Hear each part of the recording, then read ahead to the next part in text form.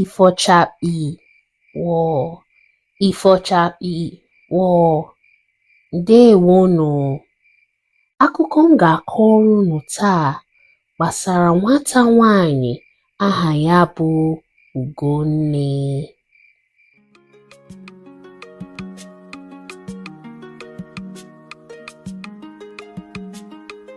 N'oge gboo, o nwere nwata nwanyị bi n'ala ndị Ụmụdimkpa.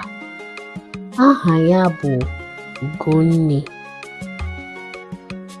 Ọ bụ naanị nwa nne na nna ya mụrụ. Nne na nna ya hụrụ ya n'anya nke ukwuu.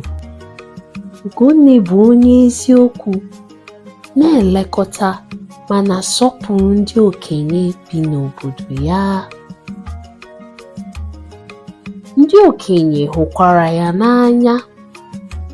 Ọ bụ ezie na ha hụrụ Ugonne n'anya, mana o cheghị na ya mara mma.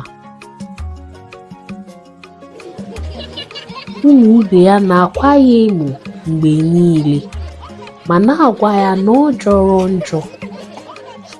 Ugonne ji nji ma nwee anya na-acha anụnụ anụnụ mara mma.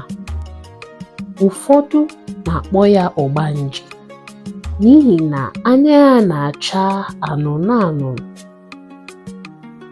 Otu ụbọchị, ụmụaka ibe ya na-ekwo ya akarịa.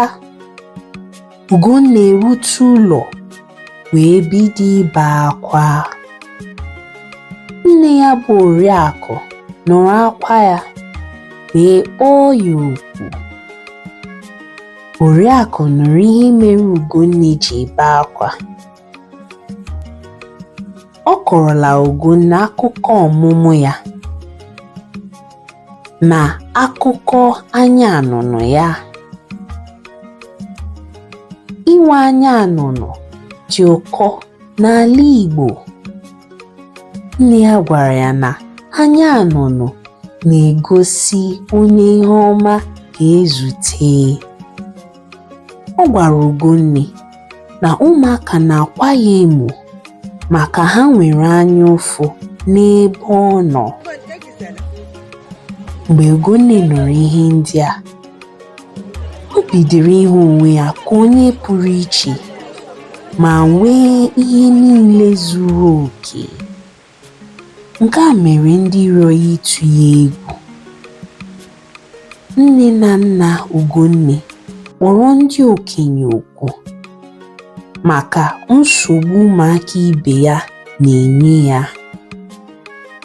N'ihi ya, etinye iwu maka ịkwa ndị mmadụ emo n'obodo.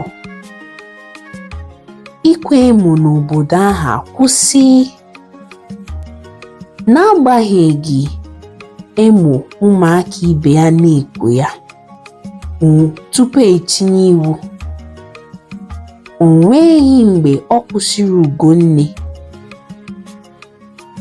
igosi ịhụnanya n'ebe mmadụ ibe ya nọ. Akụkọ a na-ekụzi anyị ilekwasị anya n'akara aka Chineke nyere anyị ma gbaa mbọ iji onyinye Chineke nyere anyị mee ihe ọma.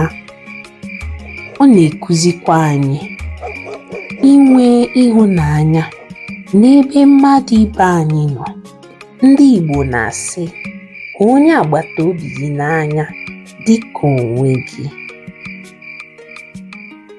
Gbado anya maka ọmụmụ Ugonne na akụkọ na-eso.